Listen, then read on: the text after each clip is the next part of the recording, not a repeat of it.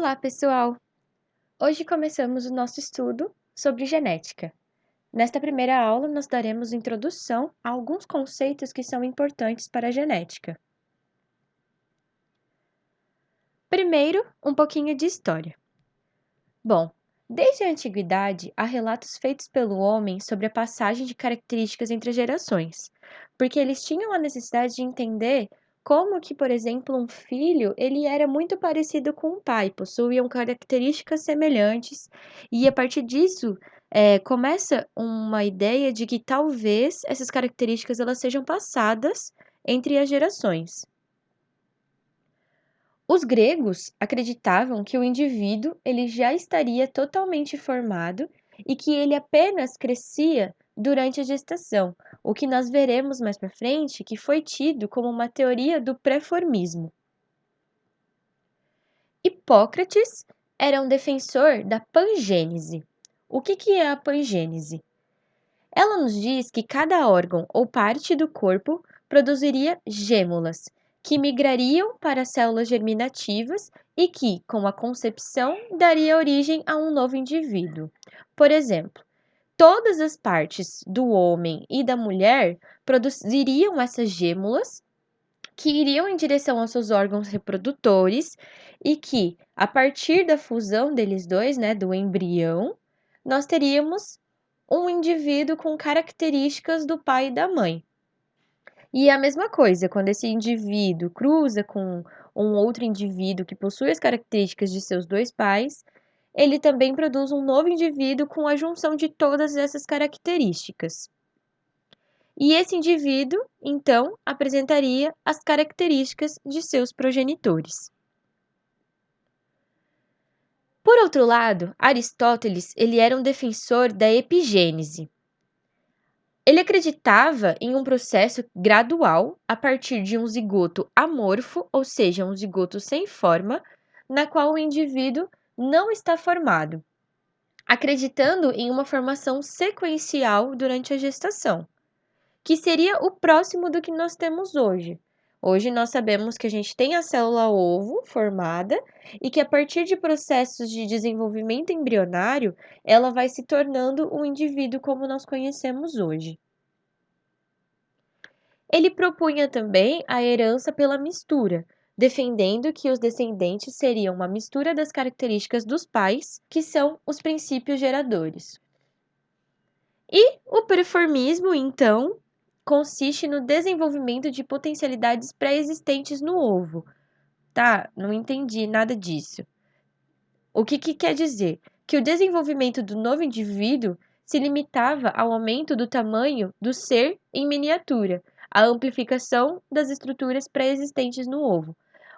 Ou seja, nós teríamos essas células reprodutoras e nessas células reprodutoras o indivíduo ele estaria em uma miniatura lá dentro e que com o desenvolvimento embrionário a gente teria apenas o crescimento desse tamanho. A gente só teria o crescimento da miniatura, não seria uma célula amorfa, um zigoto amorfo. Então, isso é uma ideia contrária à epigênese. A partir do século XV, nós tivemos o Graff, que postulou que as fêmeas produziam partículas geradoras que migrariam do ovário, que nós sabemos que são os óvulos, sendo atraídas pelo sêmen masculino, onde nós sabemos hoje que estão os espermatozoides. Surgiu na história, então, dois microbiologistas que aperfeiçoaram um microscópio de duas lentes, onde foi possível observar um espermatozoide. Só que naquela época eles não tinham muito conhecimento de biologia molecular, eles não tinham microscópios também muito precisos. Então, quando eles visualizaram o espermatozoide, eles acreditavam que dentro daquela estrutura nós teríamos um humano em miniatura, como diz o pré-formismo. Então, a esse ser humano em miniatura deram o nome de homúnculo.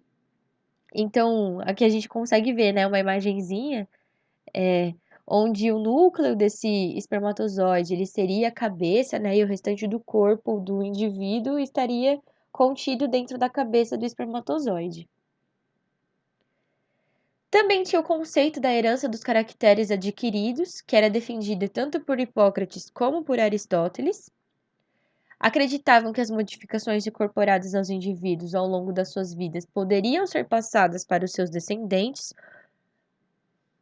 Essas ideias perduraram na Europa até por volta do final do século XIX, e nós tínhamos um cientista que acreditava veemente nessa ideia de herança dos caracteres adquiridos, que era o Lamarck, que ele se utilizou dessa ideia e da lei do uso e desuso para explicar o processo de evolução biológica das espécies.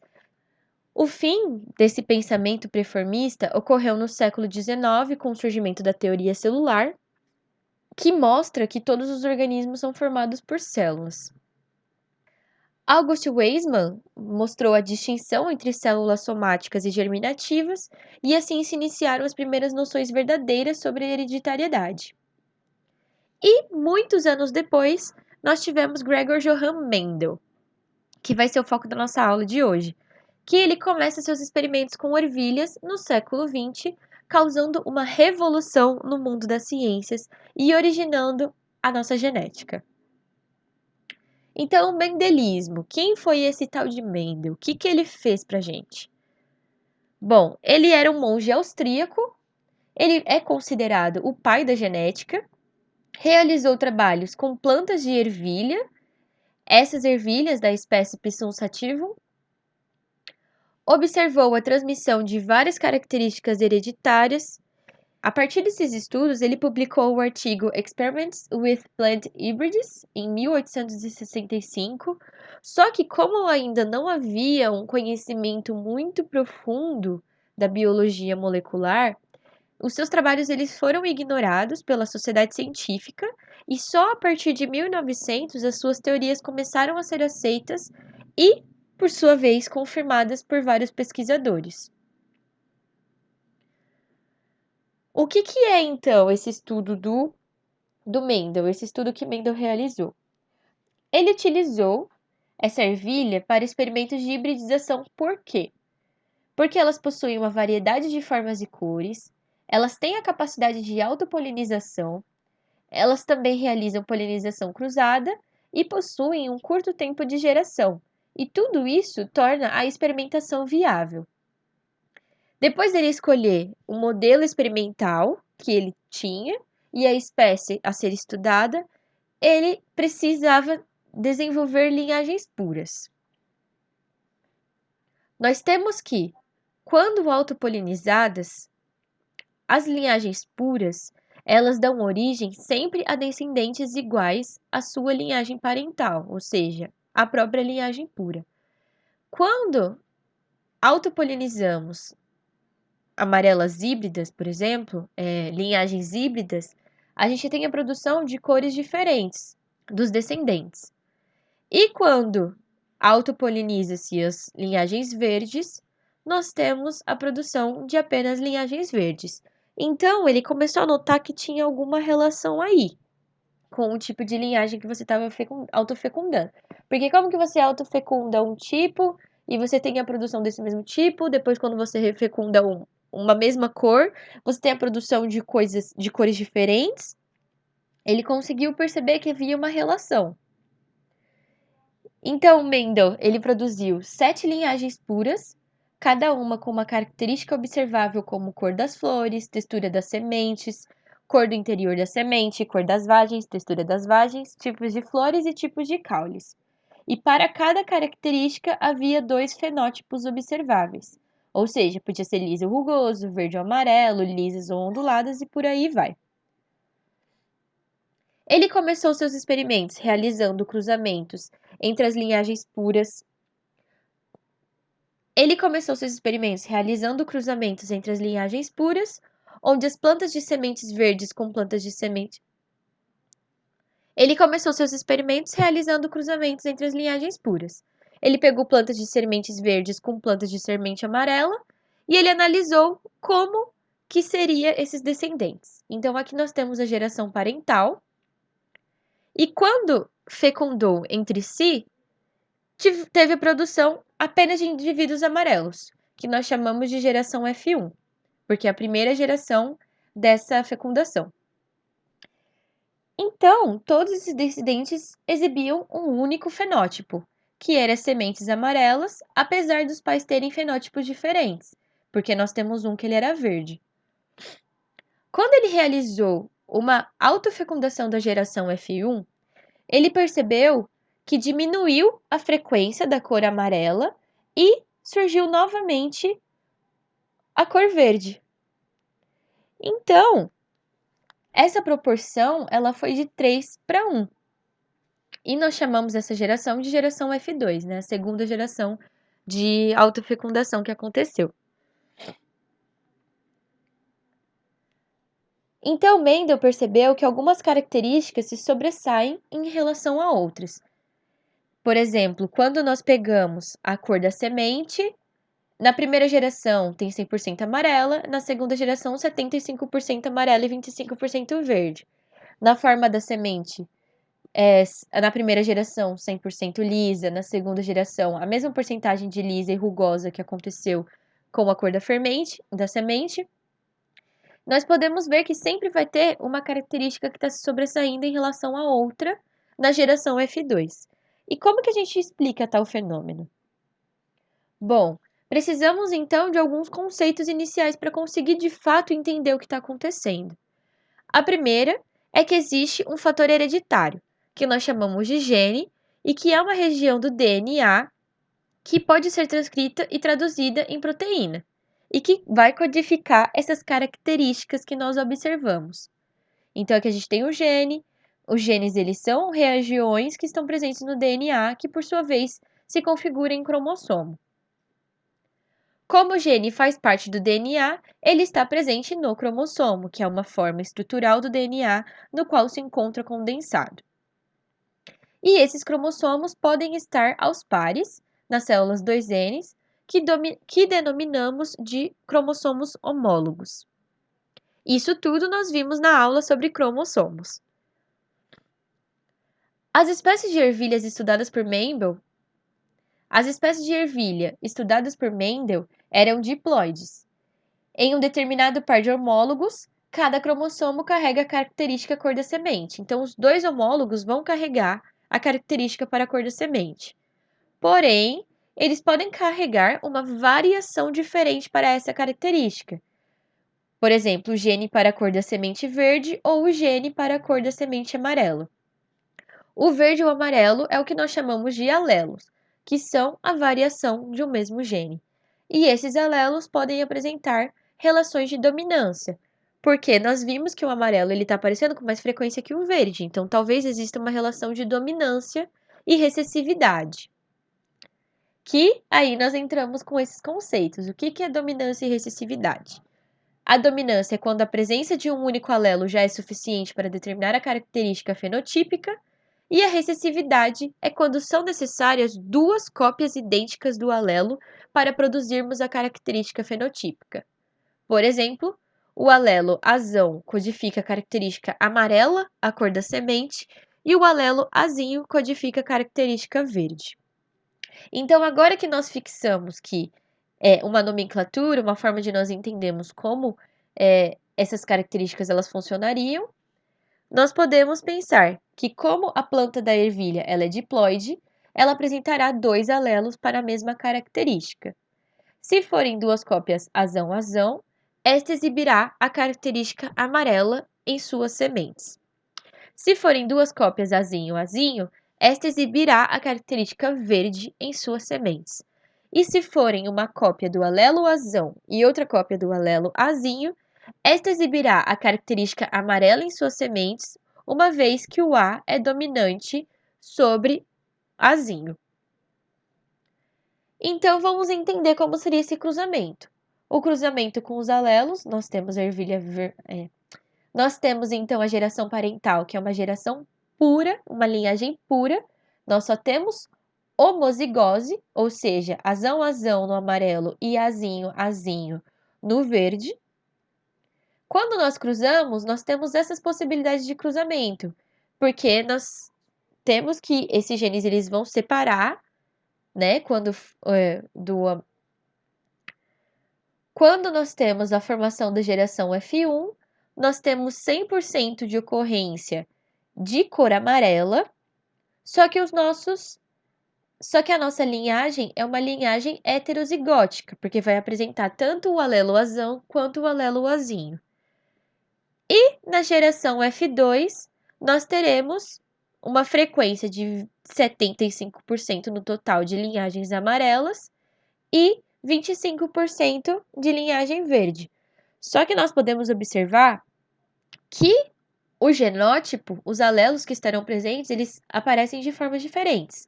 Nós teremos 25% de azão-azão e 25% de azinho-azinho e 50% de ocorrência de azão-azinho. Quando o indivíduo ele apresenta dois alelos idênticos, ele é denominado homozigoto, como eu falei, e quando o indivíduo apresenta apenas uma cópia de cada alelo, ele é denominado heterozigoto, hétero de diferente. E esperamos então para F2 um quarto de indivíduos azão-azão, um quarto de indivíduos azinho-azinho e metade de indivíduos azão-azinho. Com isso, Mendel formulou a sua primeira lei, que nós chamamos de primeira lei de Mendel, que também é conhecida como lei da segregação independente dos alelos. Essa lei ela mostra que na formação dos gametas, os alelos eles se segregam de forma independente. Ou seja, se nós temos a formação dos gametas desse parente, dessa célula parental que é amarela, eles vão se separar durante a meiose para a formação desses gametas. E a mesma coisa acontece com o verde. Então, nós teremos possibilidades diferentes de combinação a partir do cruzamento entre o amarelo e o verde. O que não acontece quando nós cruzamos amarelo com amarelo. A gente vai ter sempre. O que não acontece quando nós temos o cruzamento entre um amarelo homozigoto e um amarelo heterozigoto, que nós vemos que a frequência ela é diferente da que nós observamos no primeiro. Isso aqui seria uma representação dos parentais originando originando a nossa geração F1 e aqui a representação da geração do F2 a partir do autocruzamento da geração F1. E aqui ao lado a gente consegue ver como seria essa segregação, né? A gente tem a duplicação dos cromossomos homólogos. Aqui o L e o R são alelos para uma mesma característica, tá? Só está representado como se fosse azão-azão e azinho-azinho aqui. Eles vão se separar.